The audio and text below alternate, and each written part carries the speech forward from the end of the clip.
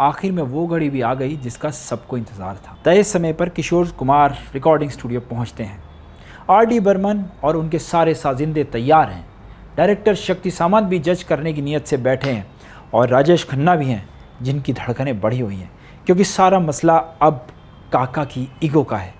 मतलब राजेश खन्ना का मान सम्मान गरिमा सब इसी पर टिके हैं कि किशोर कुमार की परफॉर्मेंस कैसी होने वाली है। और यही किशोर कुमार जैसे कलाकारों की खासियत होती है कि चाहे न चाहे लाइमलाइट में आ ही जाते हैं। मतलब ये देखिए कि उस वक्त का सबसे बड़ा सुपरस्टार और सबसे नामचीन डायरेक्टर मौजूद है, पर इस सारी सिचुएशन के सेंटर पर हैं सदाबहार किशोर कुमार। मेरे नैना सावन भादों, फिर भी मेरा मन प्यासा, फिर भी मेरा मन प्यासा। क्यों डायरेक्टर शक्ति सामंत ने इस गाने का पहला टेक सुनकर किशोर कुमार को कहा था, ये तुमने क्या रबिश गाना गाया है, पर फिर भी किशोर दा के नाम पर ही अड़ गए थे राजेश खन्ना। और कैसे ये रबिश गाना आज होता है किशोर कुमार के अमर गानों में शुमार। ये बातें तो ज़रूर होंगी, लेकिन सबसे पहले बड़ी बात यह है कि किशोर दा ने जाने अनजाने लॉ ऑफ अनप्रेडिक्टेबिलिटी को फॉलो किया। तो मैं हूं अबीर वाजपेयी और हम लोग इस स्पेशल सीरीज़ में लेजेंड्स के जीवन से एग्जाम्पल लेकर समझ रहे हैं कि अमेरिकन राइटर की किताब द 48 लॉज ऑफ पावर कितनी सटीक है। खैर, मेरा पर्सनल ओपिनियन यही है कि जो लोग रिच, फेमस और पावरफुल होना चाहते हैं उनको ये किताब ज़रूर पढ़नी चाहिए। तब कुर्सी की पेटी बांध लीजिए क्योंकि हम हैं दुनियादारी की एक और उड़ान के लिए तैयार। लेकिन उससे पहले हमारे चैनल को सब्सक्राइब कीजिए, वीडियो को अंत तक देखिए क्योंकि कहानी काफ़ी दिलचस्प है। और हाँ, कमेंट सेक्शन में ये लिखना ना भूलना कि आपका किशोर कुमार का सबसे पसंदीदा गाना कौन सा है। तो हुआ यूँ कि 1975 में डायरेक्टर शक्ति सामंत अपनी फिल्म महबूबा के लिए गानों की रिकॉर्डिंग कर रहे थे। इस फिल्म में म्यूज़िक था R.D. बर्मन का, एक्टर थे राजेश खन्ना, देश के पहले सुपरस्टार। और क्योंकि उस समय राजेश खन्ना की आवाज़ किशोर कुमार हुआ करते थे, तो इस बार भी सारे गाने किशोर कुमार ही गाने वाले थे। पर एक गाने पर बात अटक गई। गाना थोड़ा क्लासिकल बेस था और शक्ति सामंत ने R.D. बर्मन को हिदायत दी कि भाई ये गाना आपको मोहम्मद रफ़ी से ही रिकॉर्ड कराना है, तो उनसे डेट लेकर रिकॉर्डिंग का दिन मुकर्रर कर दो। पर वहाँ मौजूद राजेश खन्ना किशोर कुमार के लिए अड़ गए। अब ऐसा नहीं है कि राजेश खन्ना के लिए कभी मोहम्मद रफ़ी ने गाना ना गाया हो।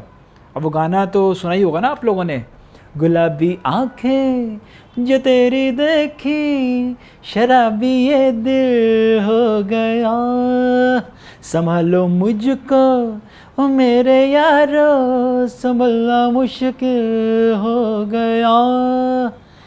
1970 की फिल्म थी शायद द ट्रेन, म्यूज़िक था R.D. बर्मन का, सिंगर मोहम्मद रफ़ी। या फिर वो वाला गाना फिल्म आराधना वाला, गुनगुना रहे हैं भौरे खिल रही है कली कली कली कली कली कली, इसमें भी music R.D. Burman, singer Mohammed Rafi. Shakti Samanta ने भी यही दलील दी। राजेश खन्ना को कन्विंस करने की कोशिश की गई, लेकिन काका अपनी ज़िद पर अड़ गए। रात को 2 बजे किशोर कुमार के पास पहुँचे। रात के इस पहर राजेश खन्ना को देखकर किशोरदा चौंके। फिर कहा, अरे बांगड़ू, घर क्यों नहीं लौट जाते? लेकिन राजेश खन्ना भी कहाँ मानने वाले थे।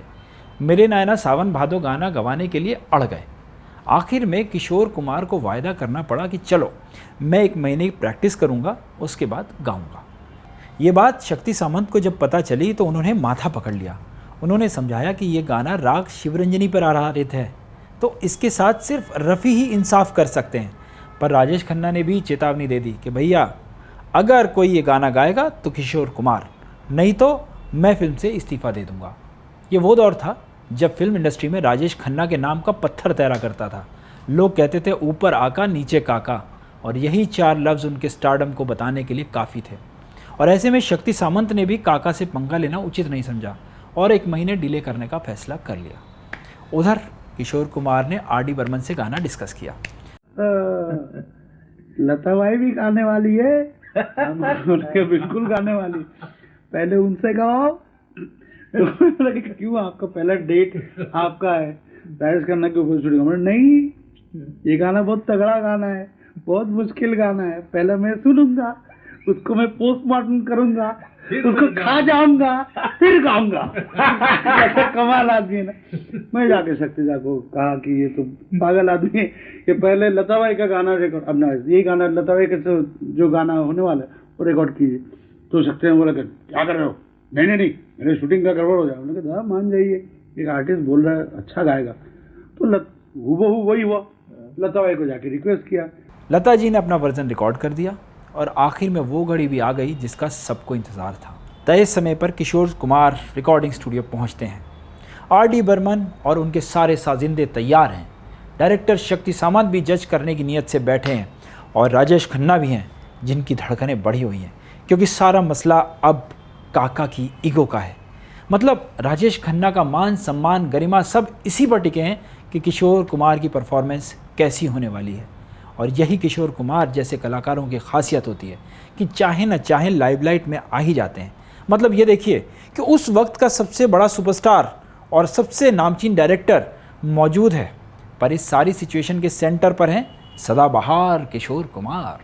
तो भाई किशोर कुमार ने गाना शुरू किया, खूब गाया और मतलब टूट के गाया, और ऐसा गाया कि रिकॉर्डिंग के बाद शक्ति सामंत बोले, तुमने 1 महीने की तैयारी के बाद ये गाया? ये गाना रबिश है किशोर, और गुस्से में उठकर चले गए। आर.डी. बर्मन चुप, राजेश खन्ना सकते में काटो तो खून नहीं। अब किशोर कुमार अपने चिर परिचित अंदाज में रिकॉर्डिंग रूम से बाहर निकलते हैं और पूछते हैं कि शक्ति सामंत निकल गए क्या? आर.डी. ने कहा हाँ दादा अभी निकले हैं। तो बोले चलो एक टेक और करते हैं, और फिर गाया तो ऐसा गाया कि आज तक अमर हो गया। और मज़े की बात यह है कि फिल्म अपनी पुनर्जन्म वाली थीम, राजेश खन्ना और हेमा मालिनी जैसे हीरो हीरोइन और प्रेम चोपड़ा जैसे टॉप विलेन जैसी मजबूत कास्ट के बावजूद पिट गई। मगर ये गाना आज भी हम जैसे लोगों को जो इस फिल्म के कई साल बाद पैदा हुए हैं उनको भी एक अलग किस्म का सुकून देता है। अब हमें नहीं मालूम किशोरदास सच में पहले टेक में कॉन्शियस हो गए थे या फिर शक्ति सामंत और राजेश खन्ना के दिलों से खेल रहे थे, लेकिन कुछ भी हो ये उनकी अनप्रेडिक्टेबिलिटी ही थी कि कोई भी उनसे उलझने से परहेज़ करता था।